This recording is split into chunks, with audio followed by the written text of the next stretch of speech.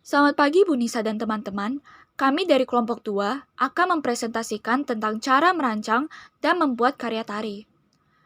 Dalam membuat pertunjukan seni tari, sang koreografer harus menentukan dan merancang karya tari yang akan ditampilkan. Oleh karena itu, berikut kami sajikan langkah-langkah dalam merancang dan membuat karya tari. Yang pertama, menentukan tema. Tema ini merupakan gagasan awal suatu karya tari. Gagasan dapat bersumber dari pengalaman sendiri atau orang lain, imajinasi dan kreativitas, kebudayaan, masa lampau, dan lain-lain. Macam-macam tema antara lain ada 6. Yang pertama, heroik atau kepahlawanan adalah tari yang menggambarkan kepahlawanan. Yang kedua, erotik atau percintaan adalah karya tari yang menggambarkan kisah percintaan. Yang ketiga, imitatif atau totemitis adalah karya tari yang menirukan gerak binatang dan alam. Pantomime atau mimetis adalah tarian yang menirukan gerak orang atau aktivitas seseorang. Dramatis atau menggunakan cerita adalah tari yang mempunyai latar belakang cerita dan dalam penyajiannya juga menggunakan cerita.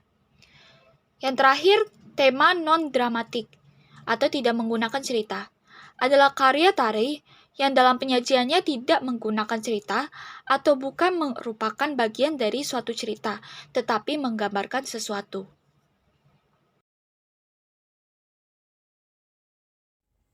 Yang kedua, memberikan judul. Judul merupakan buah hasil dari gagasan tema yang direncanakan sehingga dapat menggambarkan isi di dalamnya. Pemberian judul ini dilakukan dengan memberi nama pada karya yang akan dipentaskan. Judul menjadi penting sehingga orang bisa tahu tari apa yang sedang ditampilkan, misalnya tari Ramayana. Yang ketiga, mengeksplorasi gerakan.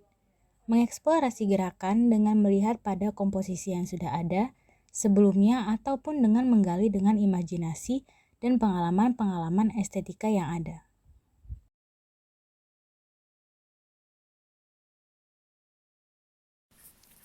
Yang keempat, yaitu menyusun gerakan. Dalam menyusun gerakan, terdapat beberapa hal penting yang harus dilakukan. Antara lain, yang pertama, eksplorasi.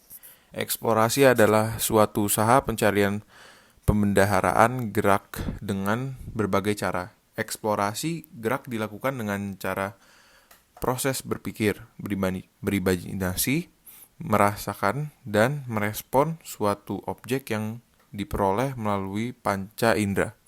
Objek ini bentuknya bisa berupa benda, alam, suara, dan rasa. B. Improvisasi. Improvisasi merupakan seleksi awal menuju gerak tari yang diinginkan. Ciri utama improvisasi adalah spontanitas, karena dalam improvisasi terdapat kebebasan yang lebih. Kemudian, komposisi. Komposisi adalah proses pengembangan kreativitas, yaitu pembuatan tari. Kemudian, teknik evaluasi. Teknik evaluasi adalah penilaian pada unsur-unsur pembentuk tari. Evaluasi melalui kriteria antara lain, yang pertama, gerak mempunyai makna dan relevansi gagasan terbentuknya tari.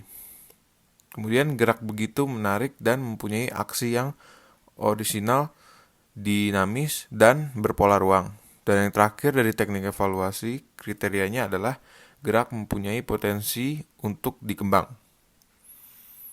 Kemudian yang terakhir dari menyusun gerakan, yaitu evaluasi bentuk. Evaluasi bentuk terfokus pada aspek perubahan dan penghalusan dalam konstruksi desain ruang dan waktu.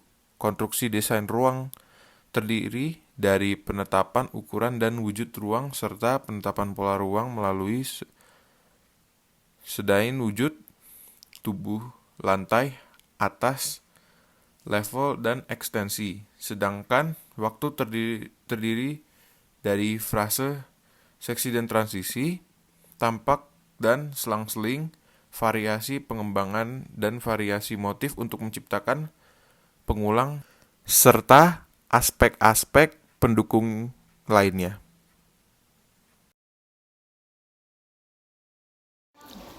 Saya, Talia Gabriel, akan menjelaskan mengenai menentukan pola lantai dan menentukan konsep musik pengiring tari. Pertama yaitu menentukan pola lantai. Pola lantai adalah arah hadap serta garis penari pada waktu penyajian tarian, baik tunggal, berpasangan, ataupun kelompok. Secara umum, pola lantai terbagi menjadi dua, yaitu garis lurus dan garis lekung.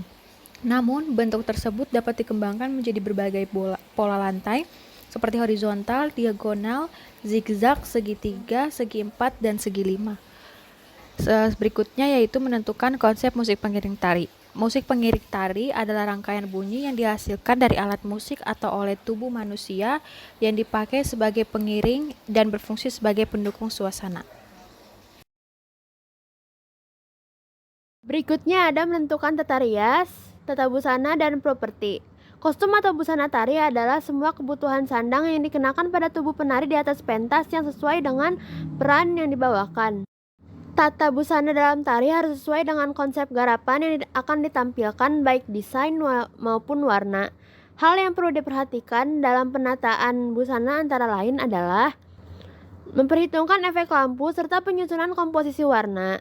Kemudian, terhadap gerakan penyesuaian penari dengan karakter perannya. Kita juga harus memperhitungkan panggung dan penonton. Kemudian, pada prinsip kostum tari tidak bisa dipisahkan dengan tata rias. Fungsi kostum dan tata rias antara lain memberikan nilai keindahan dan kesopanan dalam kepenarian, kemudian juga membentuk perwatakan tokoh penari serta menjadi alat pelengkap penari, juga menjadi identitas karakter penari tersebut. Kemudian ada kostum dan tata rias. Pemilihan kostum harus disesuaikan dengan tema tari. Pilihan warna penataan jangan sampai mengganggu penari dan tema tari dan disesuaikan dengan watak penari. Rias busana seni tari ada dua, yaitu rias busana tradisi, klasik, dan rias busana untuk tari kreasi kontemporer. Lalu kemudian juga ada properti tari. Adalah benda-benda atau peralatan yang digunakan penari dalam waktu menari. Properti dapat berupa senjata dan non-senjata. Senjata juga dapat berupa gada, tombak, kris, cundrik, alugara, panah, nyenyep, dan lain-lain. Non-senjata dapat dikategorikan sebagai sampur, piring lilin, pahing, boneka, bokor, dan lain-lain juga. Yang terakhir, terdapat aksesoris tari.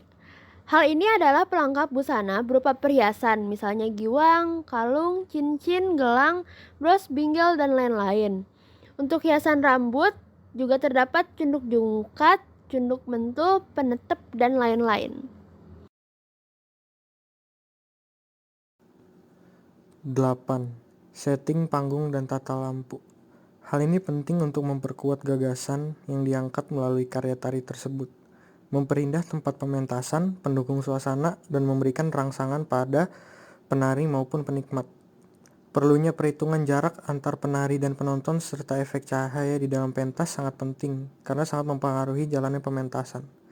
Tempat pagelaran dapat dibagi menjadi dua, yaitu tempat pagelaran indoor atau dalam ruangan, contohnya aula, ruang kelas, dan lain-lain. Dan tempat pagelaran outdoor, yaitu di luar ruangan, di luar gedung, atau di tempat terbuka, contohnya seperti lapangan, halaman sekolah, dan lain-lain. Yang ke-9 ada naskah tari. Naskah tari adalah tulisan yang berisi konsep garapan tari.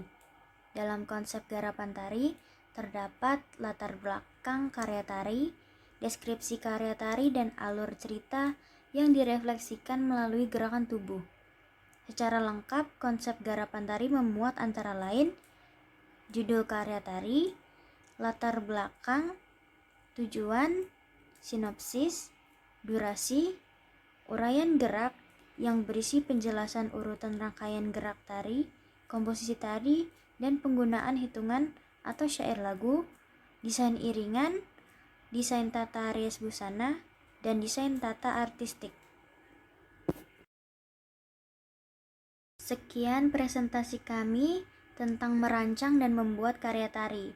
Terima kasih.